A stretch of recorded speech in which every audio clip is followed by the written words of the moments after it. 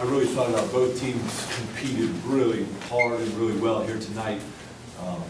It was a great college basketball game, and obviously a game that both teams were good enough to win.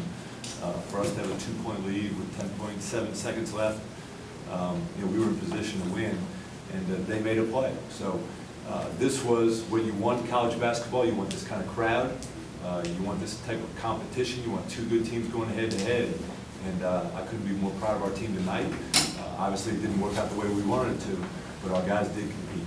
Jeff, what was the emotion of the team, especially right after Harper misses the free throw going into overtime? Was the players, were they feeling pretty good about the chances? Well, yeah, I don't know. I can't answer that. I wasn't in their head, within their heads, but I think that with Jeff Johnson having already fouled out, he had done a really good job battling Fareed. He was our biggest body. That did make it hard for us in the overtime. Both teams, did not go to their benches a whole lot, so both teams were exhausted. But the overtime was obviously not our best 5 minutes. The rebounding kept them in the game. You guys were popping threes left and right, and they out-rebounded by 20, I think. Yeah, and that's typical in this game. Like, that's who they are. They're the best. Well, Kenneth Fareed's the best rebounder in the country, and their rebounding team is that good. So, we've never out-rebounded them, but we've shot the ball well against them, and that's what gave us a chance. I also liked our value for the ball. Obviously, we had a couple turnovers we didn't like, but we still only ended up with 9 turnovers in a 45-minute game. Was the turnover something you guys stressed in practice? Yeah, we always talk about value for the ball, and especially in this game, Morehead really does excel when they can create some easy baskets from their press. For the most part, with their press, they're trying to slow the game down, but they do try to wear you out, and they do try to create some turnovers. So our guys, for the most part, had great value.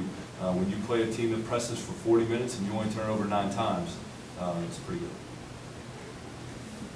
Jeff, sort of an aside, what do you think about the OVC tournament changing the format? What's your own feelings about that? Yeah, I think the coaches in the league have wanted this format change for a long time, and I think as players and coaches look forward to this format this year, I think everyone has a different perspective and a different vibe going into March.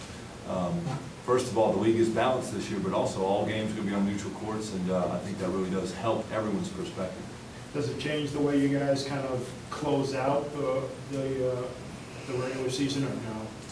No, I mean, we're not going to do anything differently practice-wise, or I don't think anything's different. I just can see, as other teams look into this tournament, look into March, there's a little more optimism, because it was very hard in the past to go into any team's home court and win, and the numbers prove that. Jeff, as time was running out of regulation, you guys were up by a good size, it got down to 2. What was your mindset? What was you told the players in the timeouts that leading up to that happening? Yeah, what I remember Justin Stummis hitting a huge shot to put us up 5, and then Harper, number 22, countered and hit another huge 3 that cut it back to 2. So, I think both teams made big plays down the stretch. We did have a good look at it. Spencer Perrin drove the lane and had a good look. Not a dream look, but I really like his decision to drive it, and we just missed a floater there, but that would put us up 4, and it came down to our defense needing 1 stop. Obviously, Harper's a very good player and one of the best perimeter players in this league. Says a lot about the poise and confidence of both clubs to play the type of game they played. Yeah, both teams really scrapped, fought, competed. Great environment. I don't think it could have been a better basketball game other than us winning. Other than that, it was a great basketball game. What was the biggest difference on the inside between this game and the one? Yeah. Kenneth Fareed, we doubled him every time he touched it against our man-to-man in both games.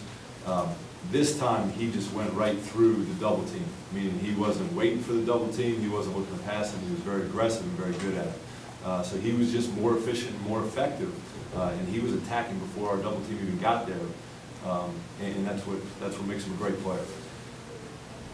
And when that happens, then you got to make a decision how do you counter that. What was the problem? Yeah, and we played a lot of zone. Our 1-3-1 really did create turnovers. We had great energy from our guys coming off the bench, and our 1-3-1 was really effective for a long time. Winning one more conference game gives you 7 or 8 straight years when you've won 10 or more.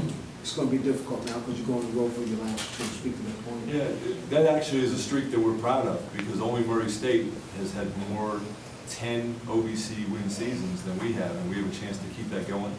So we have 2 more shots at it. Our guys will bounce back. This team has bounced back within games all season. We bounced back from Thursday to Saturday all season. So this team will be back, and that's one of our goals as we go forward. Anything else for Coach? Thanks, guys.